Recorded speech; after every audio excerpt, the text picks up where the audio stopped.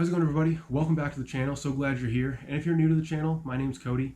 So I'm going to get right into the truck, I promise, but give me just 90 seconds of your time. I just wanted to go over kind of the theme of this build here. Now, if you know me, I've been restoring trucks for a while now. I'm constantly looking for a deal. So I'm always on Craigslist trying to find a good price on a vehicle. And it just seems to me like it's getting harder and harder to find. I mean, especially in the diesel market, guys are asking ridiculous prices for trucks. In some cases, brand new vehicles are going for over $100,000. And so it got me thinking, can you still get a reliable diesel truck for only a couple grand? Like, what if you didn't have $10,000? What if you didn't have $5,000? What if you only had $2,000, $3,000, but you're looking for a daily driver? You need something with a little bit more horsepower and torque than a gas motor can provide. And that's exactly what I did here, guys. I bought the ugliest, dirtiest, biggest underdog of a truck you've ever seen for only $700 and got it towed to my house for a whopping total of $860. And I'm here to prove to you that you can make a good, reliable daily driver truck for $2,000–3,000. And so, guys, without further ado, I'm gonna get right into the project. Enjoy.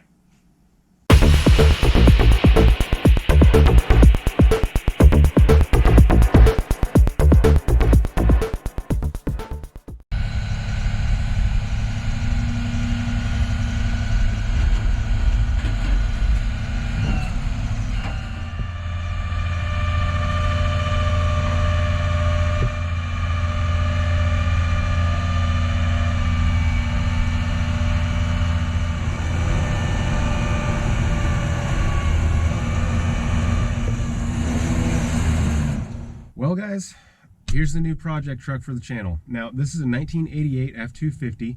It's got a 3-speed automatic transmission, got 355 axle gears, standard Borg-Warner transfer case, just a bare bones diesel truck of the 80s. And I think you guys are really going to like this project. Now, I could go really in depth of the story of how I got this truck for $700, but basically, the trucks I had been looking at, both those deals fell through. And this truck I had inquired about this truck previously. I offered the guy $600. He was asking, I think, $2,000. And I just said to him, it's gonna be too much work. I'm gonna have to literally go through every single area of the truck. He said no. And when the trucks fell through, the deals, I asked this guy again, like, hey, is this truck still for sale? And he said yes. And it was only about 30 minutes away from my house. And so went to go see it, and $700 later, here it sits. Now, the brakes are bad on this truck. When you turn on the truck, the pedal pretty much just goes right to the floor. So I have a couple things to that, and I'm going to show you in a second underneath the engine bay. So I'm going to just show you around. I'm going to show you the complete carnage of this interior. This is one of the dirtiest trucks I've ever restored, guys. It is bad. There's spider webs behind the camera. There's hay all over. Well, let me just show you. All right, so first off, I thought I'd start with the interior. Now, there is spider webs everywhere. There's a bullet, tons of dirt and dust, spider webs all over in that corner. Dash is just hideous. So the guy was a farmer, and he had about 40 acres, and he would use this to feed his cows. So there's hay all over the place.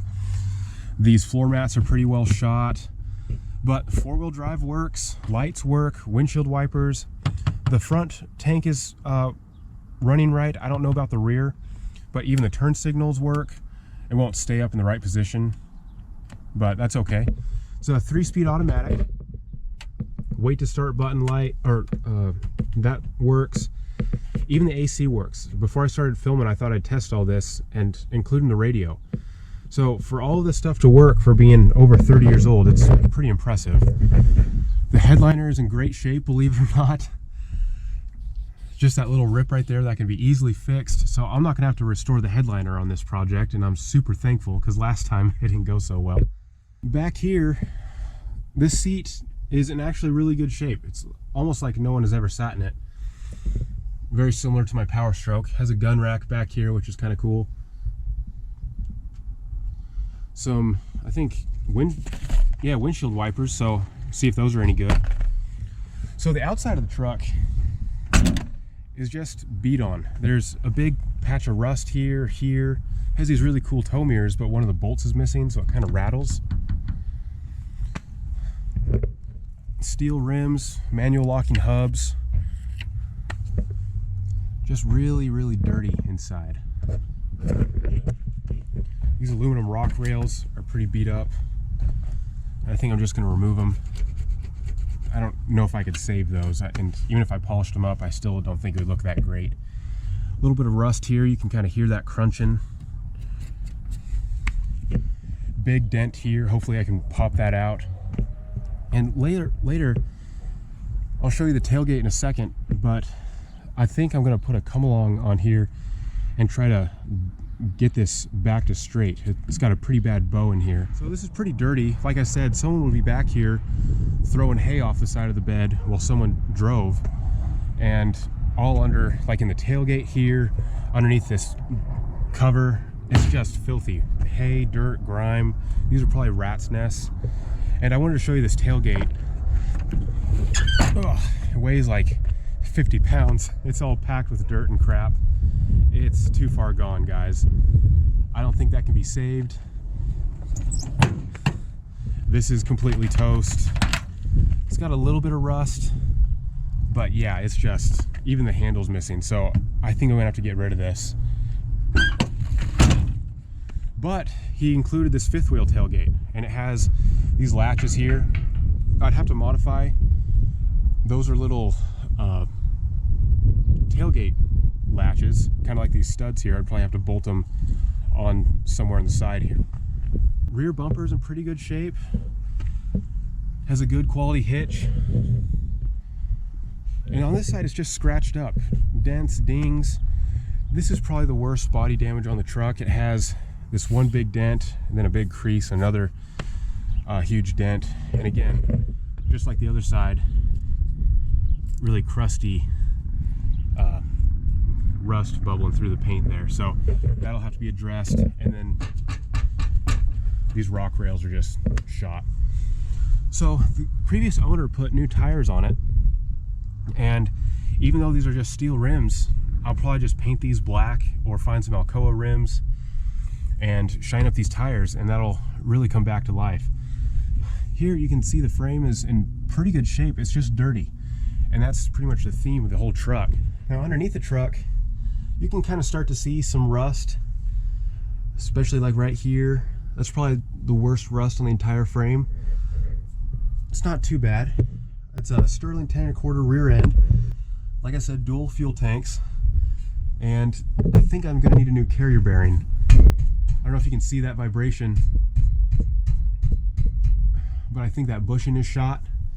So that's only a $20 fix, but I don't have a press, so I'll have to get creative with that. I don't know if you can hear that in the audio. That's either dirt or rust jacking. Someone has been in here before me and has replaced this exhaust. It's a straight pipe all the way out to where it broke off at some point in its life, right before the the rear axle. Here's another shot of that carrier bearing. I don't know if you can see that.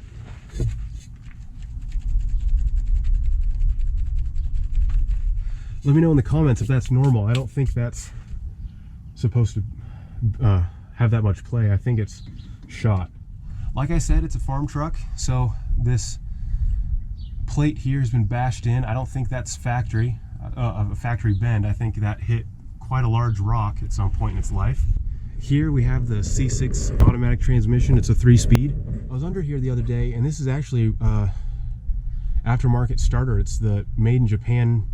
Looks like a Mitsubishi logo there. So it starts really well. And everything is just covered in spider webs and dirt. But I'm not seeing any brake lines leaking or anything like that. On the outside of the truck here, I have another tow mirror, and this one works really well. But there's just some rust where it mounts to the door, so that'll probably have to be addressed. Missing an F250 badge and a trim plate there. And this hub doesn't work, it just freely spins. So more than likely something's busted up in here. Here's another shot of that wheel well. Honestly guys, I think just a couple dollars at the car wash is really gonna make this truck come back to life. I could be wrong, but it's got good bones to it. Front bumpers, I was wiping this down and the chrome is in great shape. It's just gotta get a new trim piece. The diesel logo's missing, so we'll definitely have to fix that. And then the engine. Now, the previous owner swore to me up and down that this has been replaced in the past, and I believe him. It runs great, zero blow-by coming out of here or the dipstick tube. It's just incredibly dirty. I don't think I've ever seen a dirtier motor. You even have a nice rat's nest right there. So one thing that the previous owner didn't catch when I was looking at the truck before I bought it, the alternator here has two places for a belt. Now, one of them was missing, so he constantly was having to charge up these batteries. And these are relatively new batteries, guys. It's from 2020, both of them. So he didn't realize that one of these belts was missing, and it's the one that goes to the crankshaft pulley and drives the alternator. So I got the belt for $12, and it's going to fix the charging problem, and it's also connected to the brake booster. I have really bad brakes, and that's why I had to tow it here for like 160 bucks. It just wasn't safe to drive home, and power steering's leaking as well. Something's going on here. So besides that, it is just a simple mechanical diesel truck. It's not a whole lot to it. Like I said, someone's been in here before. There's a restrictor plate here in the air cleaner from the factory, and it looks like that's been removed. But usually there's just a plate, and the air will have to go around this bowl, but it just goes straight into the filter here. No coolant leaks. Radiator works good. You can see it's a brass factory radiator. And then of course, paint is just peeling and headlights are just faded. But even the block heater works, held together with this rusty wire. And that's definitely gonna have to be cleaned. Look at that. Gross. Hood's in great shape. Just got a bunch of pock marks from rust. Even the cab lights work. 3 of the 5 are working. The 2 over there just need new bulbs, or it's those 2. So the passenger side door is in pretty good condition. The handle works, the locks work, but the mirror, or excuse me, the window doesn't roll up or down. You can hear the motor working, but I think the internal gears are shot from being so old. So that'll be an easy fix. Now on this side of the interior, again, it's just gross inside. There's just hay everywhere, dead bugs. These mats are toast, but look at the carpet. I really think that this carpet can come back to life if I use the right tools. What I like about this seat is you hit this lever and it launches the passenger seat up, so it's easier to get into. And just like my Power Stroke, it folds down. And this is the first time pulling that lever. Man, is that dirty. Nails, trash, gum wrappers. Oh geez. I don't know why, guys, but I keep buying these gross, nasty trucks.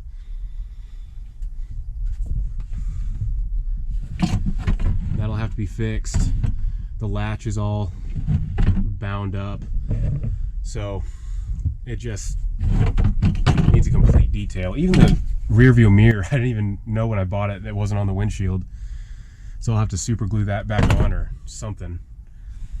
But speaking of seats, it just has a rip here and some stains. A little tiny rip there and there.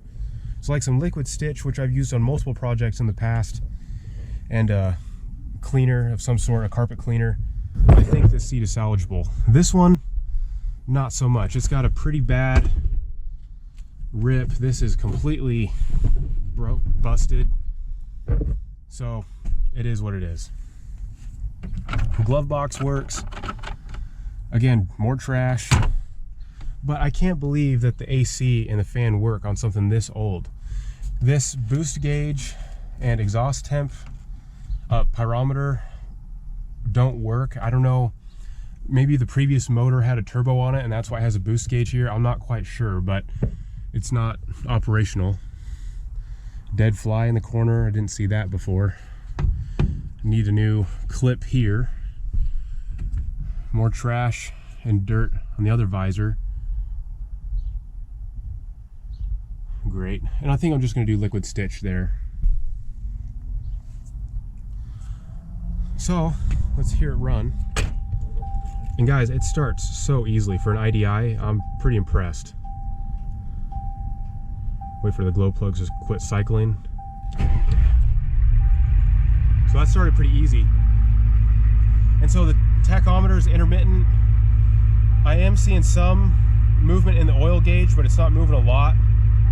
And then the coolant gauge isn't working at all. So here's the rear tank.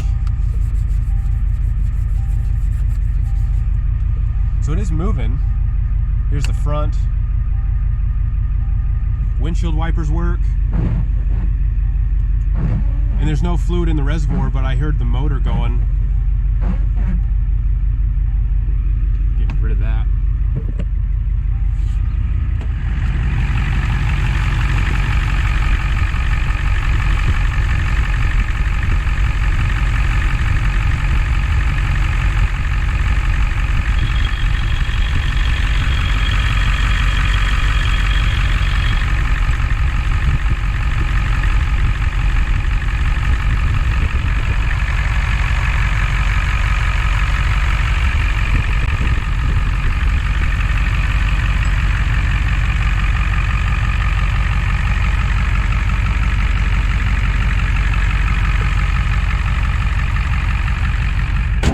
Well, there you have it, guys. What more do you want for 700 bucks? It's a pretty cool truck for the money. I'm really excited to get this thing back up into good working order. It just needs a complete detail, just like everything I've bought on the channel. I don't know why, but I just buy these completely gross, destroyed interior trucks. And the good news is there's a lot of parts at the junkyards that are this color, that has this interior, these types of body panel, two-tone paint color. So sourcing parts isn't going to be very hard for this truck. The first thing is just to clean it, just to get this clean and just see what I'm dealing with and kind of get a list of what I need to replace for the interior wise. Like for the headliner, like I said, I think I'm just going to put liquid stitch up here. I'm not going to replace the headliner, but just minor things here and there that won't cost a lot of money and won't break the bank. It doesn't make any sense to put thousands and thousands of dollars into a truck that you only paid $700 for. So with the motor itself, I want to try turn up the pump a little bit once I get everything cleaned under there. I've always wanted to try that for years. Probably install that fifth wheel tailgate. Let me know what you guys think in the comments if you'd like to see that fifth wheel hitch tailgate or get a factory original tailgate. And well, I'll just have fun with this truck. I'll do some more brakes and stuff like that. Carrier bearing on the drive shaft. Definitely install that belt. I got this belt for 12 bucks. And yeah, it's going to be a fun restoration project. So guys, thanks so much for watching. If you want to subscribe, that really would help out the channel. Hitting the like button pushes these videos out to more and more people across YouTube land. So really would appreciate it. And if you want to see some more great projects, go down in the description below. There's some great channels that are worth checking out. And I'll see you in the next one, guys. Take care.